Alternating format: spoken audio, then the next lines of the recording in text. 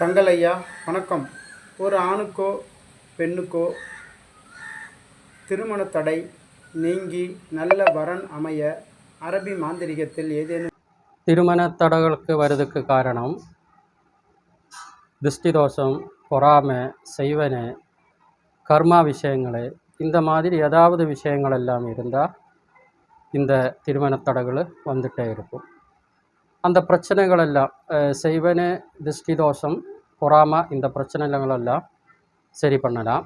ஆனால் கர்மா விஷயங்கள் இருந்தால் அது கொஞ்சம் கஷ்டம்தான். அது சரி பண்ணதுக்கு டைம் எடுக்கும். அதை அவரே முயற்சி பண்ணி பண்ணினாதான் அது சரி வரும். மற்ற எது பிரச்சனை இருந்தாலும் அரபி மாந்திரிக மூலியமாக கிளியர் பண்ணலாம்.